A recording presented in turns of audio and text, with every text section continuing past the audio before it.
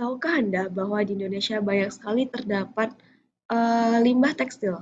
Maka dari itu, saya, Dita Vanessa Santana, dan juga Jaka Pratama akan membahas tugas besar eh, sistem industri berkelanjutan dengan judul Sirkular Ekonomi pada Industri Tekstil. Berikut adalah konten yang akan kita bahas di video kali ini. Pertama-tama kita akan melihat dulu prospek dan potensi circular economy dalam tekstil industri di Indonesia.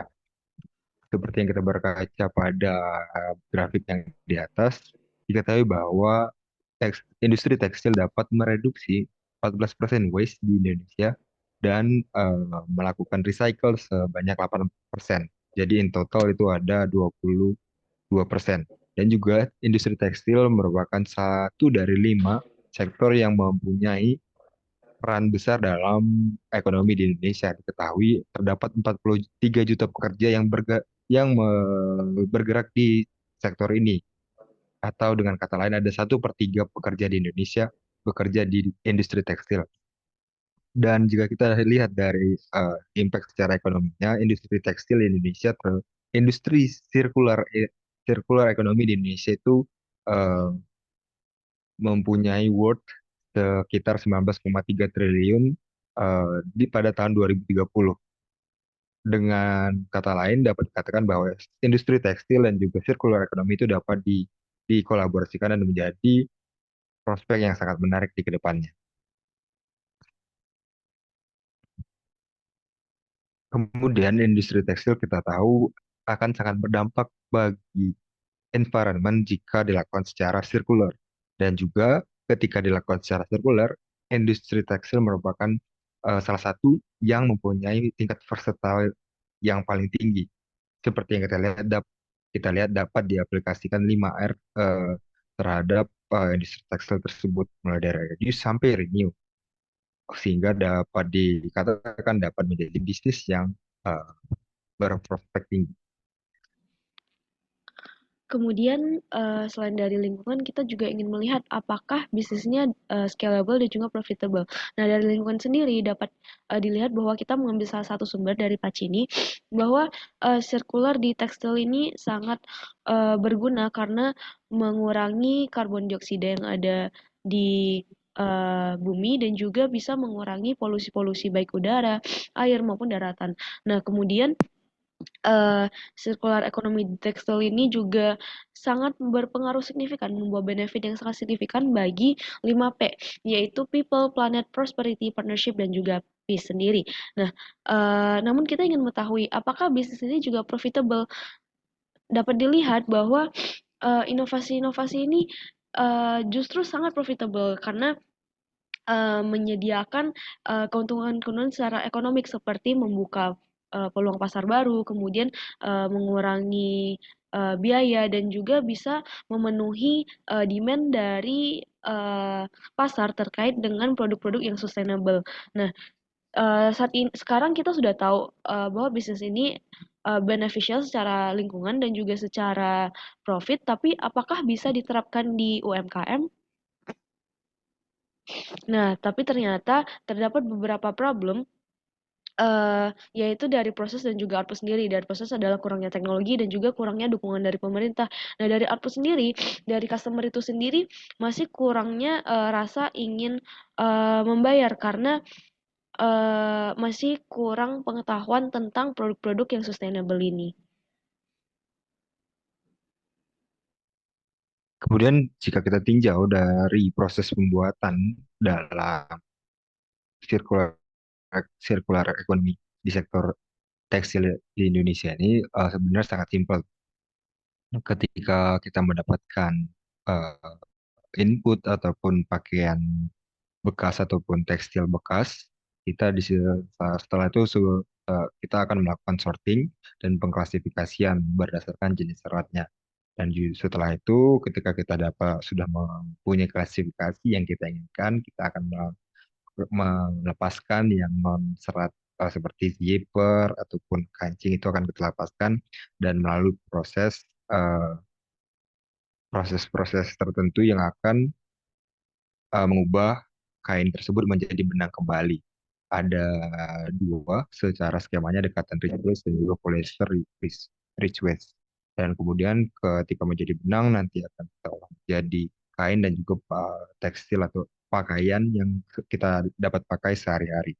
Namun secara skema itu terdengar simpel, namun eh, skema yang simpel itu memiliki beberapa masalah yaitu eh, banyak banyaknya jenis dari material yang ada dalam pakaian dan juga mahalnya mahalnya investasi yang digunakan untuk proses proses proses produksi dari tekstil itu sendiri.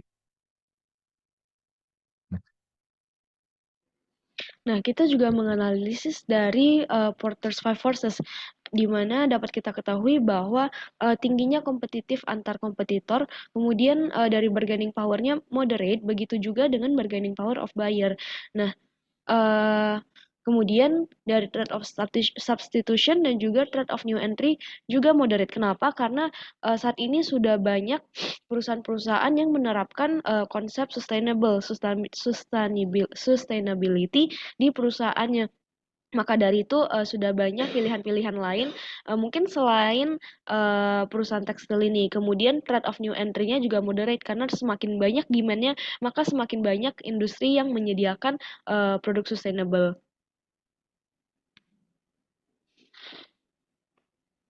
Kemudian apa yang harus dilakukan oleh pebisnis ataupun adapter yang melakukan circular economy dan juga tekstil industri? Ada dua pendekatan research and development yang diketahui kalau misalnya dia melakukan pendekatan circular economy ya dia akan menjadi pionir dan mendapatkan branding tertentu dan juga disarankan untuk melakukan strategi operasional excellence untuk mereduksi cost produksi dan juga dari sisi sales dan marketing eh, bisnis tersebut tidak perlu memasarkan produknya seperti biasa karena mempunyai value tersendiri dan menggunakan brand marketing akan lebih mudah dan juga terdapat opportunity untuk business to government karena kita tahu government lagi gencar-gencarnya untuk meningkatkan agenda sustainabilitasnya.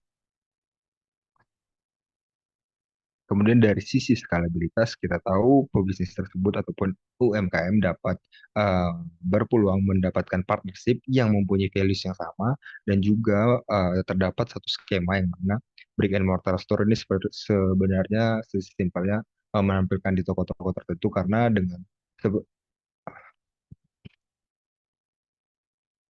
karena seperti yang kita tahu kalau di toko tertentu itu sudah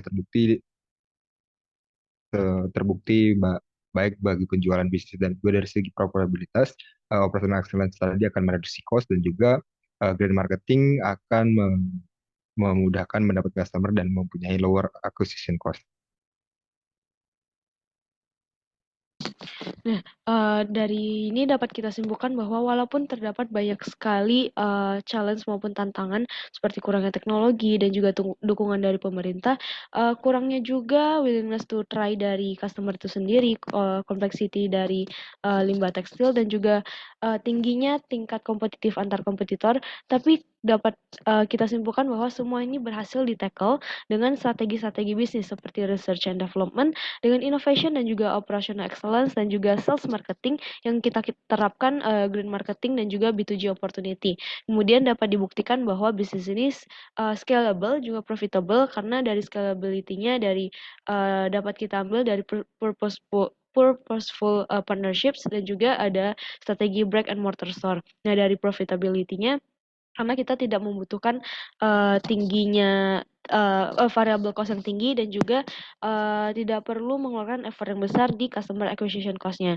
Nah, semua ini dapat kita simpulkan bahwa dengan pendekatan strategi yang tepat untuk menyelesaikan tantangan-tantangan tadi dan juga kita mulai tap in dari strategi pasar, disimpulkan bahwa bisnis ini memiliki keberlanjutan yang sangat tinggi dan juga memiliki prospek yang sangat besar di masa depan. Berikut beberapa rekomendasi kami untuk penelitian selanjutnya.